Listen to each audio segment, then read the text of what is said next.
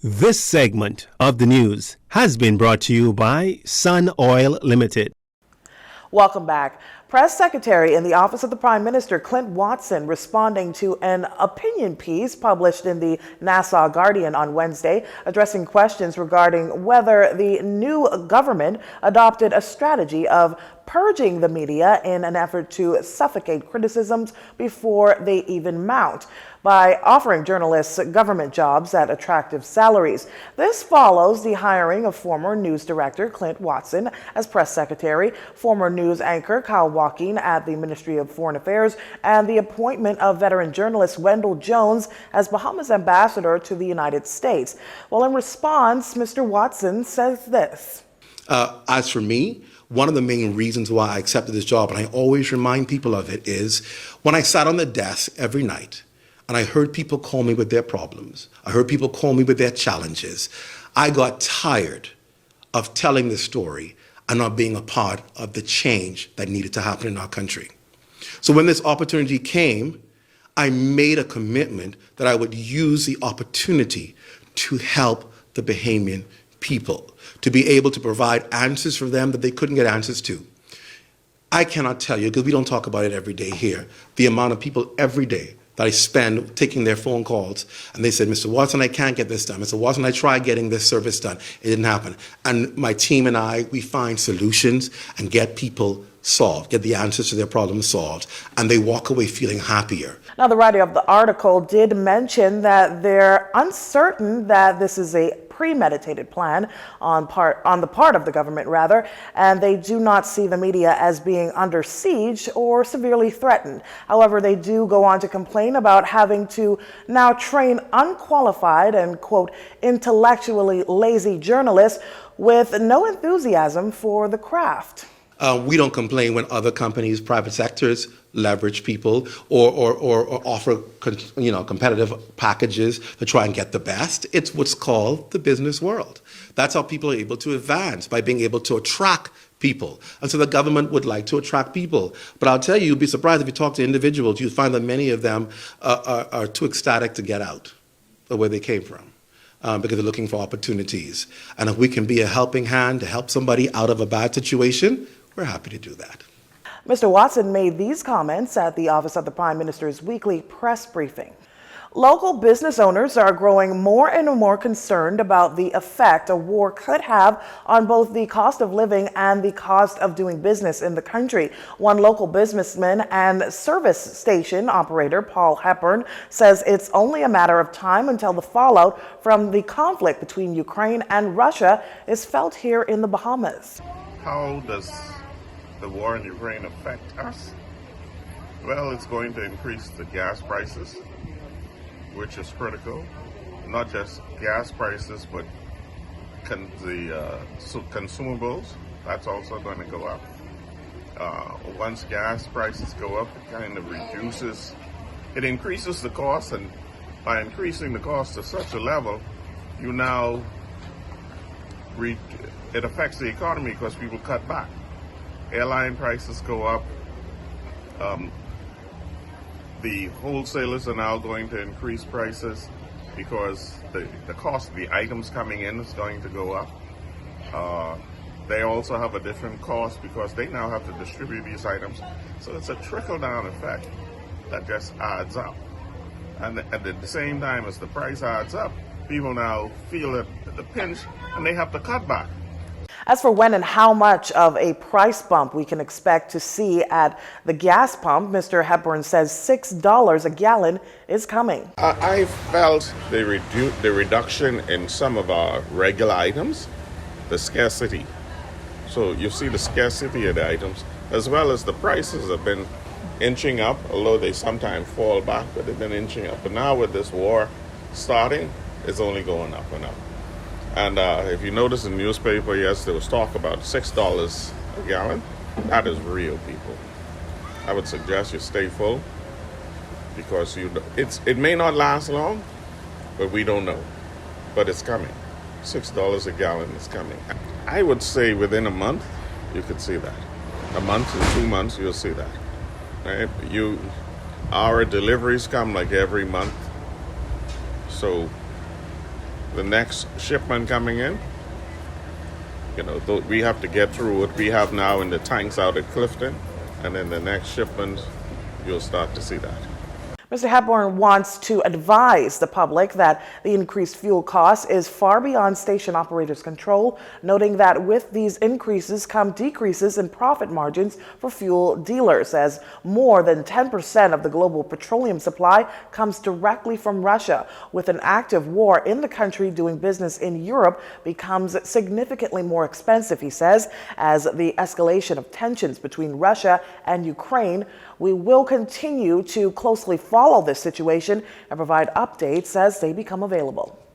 Meantime, Free National Movement Senator Darren Henfield's warning fellow Free National Movement members and supporters last night at the party's convention that the conflict in Europe will be felt here at home and elsewhere in the world, with all eyes on the growing tension between Russia and Ukraine. The former Minister of Foreign Affairs is also warning the government of the growing high cost of living. Inflation is now at 40-year highs. Shipping costs are almost prohibitive. The price of fuel will likely increase, and we will pay the price. These are among the many reasons why we in the FNM so strongly opposed the government's determination to reinstate VAT on breadbasket items, which low-income families and small businesses all across this country depend on for their daily sustenance. He adds that it's not too late for the government to reverse their decision on VAT on the local sale of medicines and medicinal drugs, baby food, female supplies, and breadbasket items, which were previously zero rated and now at 10%. We also implore the government to take concrete steps to ease the impact of these confluence of events upon the lives of Bahamians. This is why in Parliament last week, we indicated that the cost of food in our country, which is admittedly driven by external events, is just too high. Now, East Grand Bahama MP and former State Minister of Finance Kwesi Thompson joining in on the conversation and says that there needs to be a vision of real economic empowerment, opportunity, and ownership. I am done with the blaming. I am done with the complaining. The Bahamas needs more than just a new day slogan. We need a better day and a better way. A vision for a better Bahamas. A vision for the young man in Baintown. A vision for the mother in Sweetenski. A vision for the father in Inagua. And Bahamas Christian Council President Bishop Delton Fernandez giving his piece on the marital rape issue, speaking in an exclusive interview with JCN News. Yes, we're going to put the legislation in place, but the problem still exists culturally. And while we are talking in silos and not making programs that address the situation that is at hand, we're going to end up with a law, but people who are going to break the law. And so my suggestion is that we get like the Just Say No program, where we come up with a national program to address the national issue, marital rape, domestic violence, and all of the issues that we have, and go after it and try to solve the systemic problem rather than going after legislation that really does nothing other than try to legislate morality when we know how to fix that. Bishop Fernandez says the issue that most administrations have is that they want to legislate a moral issue the country has. I'm saying that yes, we have to have both in tandem. The challenge we have is we're doing the same thing. If the survey that was taken at UB 8 years ago is any indication, it happened at university level. How do you fix that with a legislation? And so I think we should stop trying to do things expediently and take the time and do the hard work. We've got to reach the hearts and minds of our people and bring about cultural change. And we as the church, we do this every day. We try to make that difference. But then there are those who are just trying to capture the limelight. And that never works with solving a problem. Now, Bishop Fernandez emphasized that he is not saying legislation shouldn't be put in place, but rather it should work in tandem with programs to tackle the mindset of the Bahamian people. Prime Minister Philip Davis has gone on record to say that legislation dealing with marital rape could be addressed in his current term.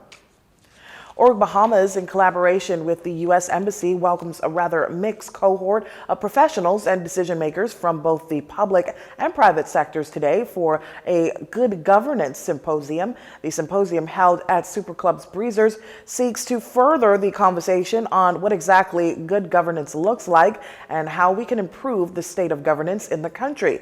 Notable speakers include opposition leader Michael Pintard and Deputy Prime Minister Chester Cooper. In their address, both men made it known that their involvement in the symposium was not politically motivated, and their primary focus is to educate the general public on what it would take to further propel this country to the next phase of development, regardless of political affiliation. It is important for us to continually improve the governance of the Bahamas and to ensure that there's solid partnership between central government, civil society, the business community, and other stakeholders.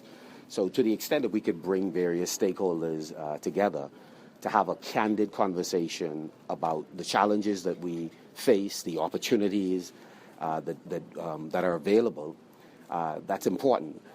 Because at the end of the day, the extent to which we could face those challenges or seize those opportunities is affected by the quality of our governance.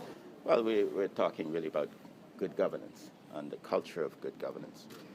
And the Davis-Cooper administration is committed to good governance, transparency, accountability, and full implementation of all of the existing laws that's on the books. Revision of the Public Disclosure Act will be something we will be looking at, and we will be pressing forward to ensure that we have a transparent environment in which people do business and in which we govern. So in a nutshell, we are supportive of all of the initiatives of the Organization for Responsible Governance, and we work hand in hand. Moreover, as part of his opening address, Deputy Prime Minister Cooper emphasized that the Davis-Cooper administration maintaining open, frequent discourse with the wider public is paramount. He notes that throughout the course of our history, governments have disconnected from citizenry after taking office. Many people who look at the governance in this country and hold a cynical view. But politics and the leadership that is necessary is not for the cynical. Neither is it for those who look at governance as an opportunity to wield influence, to aggrandize themselves and others, or to reward their supporters. Certainly, any party that comes to power will want to put in place people it can trust to effectively execute its policies in line with the guidelines that we set as a country for good governance.